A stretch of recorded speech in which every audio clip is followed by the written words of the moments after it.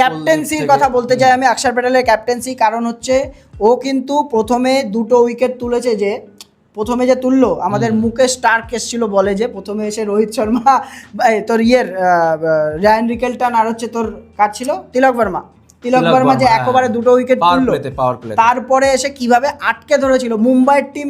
আমরা এই বছর কি দেখলাম, যদিও আমরা অন পেপারেও কথা বলি, ঠিক আছে, এই বছর কি দেখেছি বাদ দিলাম আমি, অন পেপারে যদি কথা বলি মুম্বাইয়ের টিম কিন্তু 11-র নিচে কিন্তু রান রেট রাখে না যে কোনো টিমই। সেইখানে এসে অক্ষর প্যাটেলের ক্যাপ্টেন্সি, গুড ডিসিশনস, বোলিং তোর সেট আপ যেভাবে করেছিল, বোলিং চেঞ্জেস যেভাবে করছিল, যেমন ভিপরাজ নিগমকে কিন্তু পাওয়ার প্লেতে 2 ওভার দিয়েছে, নিজে এসে 1 ওভার করেছে, নাটরাজনের ওভার আটকে রেখেছিল, এটা একটা মাইনাসেও গেছে পরে গিয়ে যদিও বা। তো এই জিনিসগুলোর জন্য কিন্তু ওদের 7.5 রান রেট কিন্তু রেখে দিয়েছিল। এই ম্যাচও 200 যেত, ঠিক আছে।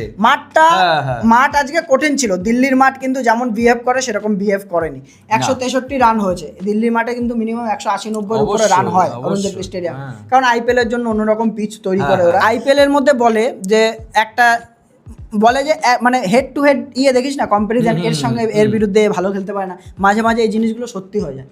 তুই যেমন দেখ অক্ষর প্যাটেল ভার্সেস রোহিত শর্মা, কোনোদিন ভালো খেলতে পারে না ওর এগেইনস্টে, 100 স্ট্রাইক রেটে খেলে, 11 ম্যাচে 4 বার আউট করেছে, আজকে আউট করলো, 12 ম্যাচে 5 বার আউট করেছে। অক্ষর প্যাটেল এগেইনস্টে কিন্তু রোহিত শর্মা চলে না। তবে যাই হোক, আমরা স্টার্ট দেখছি রোহিত শর্মার তরফ থেকে, সেই ইনিংসটা দেখছি আস্তে আস্তে, যে এই জিনিসটা আমাদের ভালো লাগছে। আর প্রথম নিশাঙ্কা, ওর যেটা খেলা সেটা খেলা দেখিয়েছে, বিশ্বাস দেখিয়েছে, ওকে খেলিয়েছে সেকেন্ড ম্যাচে। প্রথম নিশাঙ্কাও কিন্তু 44 রান করে গেছে, খুব সুন্দর একটা ডিফিকাল্ট ইনিংস খেলে গেছে ওই জায়গাটা এসে দাঁড়িয়ে, পরপর 2টো উইকেট যেহেতু পড়ে গেছিলো দিল্লির। তারপরে আসে হচ্ছে সামির রিজভি কিন্তু সবাইকে চমকে দিয়েছে, সারপ্রাইজ ছিল কিন্তু দিল্লির এই বছর। পরিষ্কার হিসাব সবাই জানতো কে খেলবে ইম্প্যাক্ট হিসাবে, আশুতোষ শর্মা অবশ্যই। এইখানটা জানি না ওদের মধ্যে কি হয়েছে, সামির রিজভিকে নিয়ে যখন চেন্নাইতে নিয়েছিল 5 কোটি টাকা দিয়ে যে নিল, তখন যে এত হাইপ ছিল সামির রিজভি 2-3 বছর খেলতে পারলো না। এই বছর এসে দিল্লিতে দেখ, প্রথম 2খানা ম্যাচে হাফ সেঞ্চুরি, ওই তা আবার কি বড় 70 রান, আজকে 51 বলে 90 রান। ইম্প্যাক্ট, এটা দা ইম্পর্টেন্ট প্লেয়ার ভাই, একে বলে। ঠিক আছে, 2খানা ম্যাচই কিন্তু ফেসে গেছিল দিল্লি, সেইখান থেকে গিয়ে কিন্তু সামির রিজভি 2খানা ম্যাচই জেতালো। শট কি ওরে 7খানা মনে 24 বলে 25 রান ছিল, সেখান থেকে 51 বলে 90 রান, ওখানে 7খানা মনে 7খানা 6। ও প্রথম থেকে কিন্তু খেলতে পারে না, দেখবি প্রথম থেকে আস্তে আস্তে টিকে এরকমই তো দরকার না, যে আমার ম্যাচ সিচুয়েশন অনুযায়ী আমি খেলবো।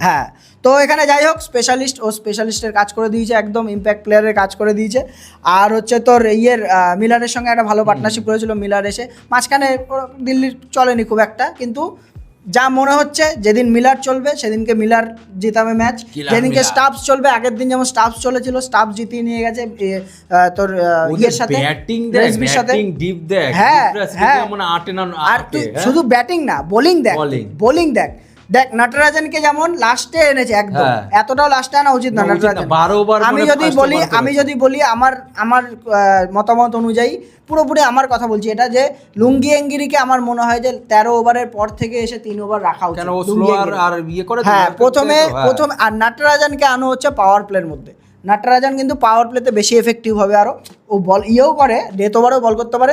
2 ওভার অন্তত নাটরাজনের পাওয়ার প্লেতে করাও, লাস্টে 2 ওভার রাখো, লুঙ্গি এঙ্গিরি লাস্টে 3 ওভার রাখো। তুই একটা জিনিস চিন্তা কর, লুঙ্গি এঙ্গেডি, তারপরে হচ্ছে তোর এদিকে 2টো স্পিনার, কোয়ালিটি স্পিনার, ওদের মধ্যে নিগম রয়েছে, অক্ষর প্যাটেল রয়েছে, কুলদীপ রয়েছে, 3খানা কোয়ালিটি স্পিনার। তারপরে হচ্ছে তোর এদিকে নাটরাজন, লুঙ্গি এঙ্গিরি রয়েছে, তারপরে মুকেশ স্টার্ক তো এই বছরের সব থেকে বড় সারপ্রাইজ। প্রত্যেক বছর 10-এর নিচে ইকোনমির কোনো সিনই হবে না, এই বছর এসে আগের দিনও এসে সুন্দর বল করে গেছে, 3 ওভারে 17 রান। দেখলে মনে হয় না, কিন্তু এসে কিন্তু ভালো বল করে দিচ্ছে এবছর। সেটাই তো, এইগুলো হচ্ছে কমা প্লেয়ার, যখন তুই যাকে আশা করবি না সে যদি খেলে ঠিকঠাক, সেই সিজনটা মনে করবি সেই টিমের জন্য সব থেকে পজিটিভ যাচ্ছে।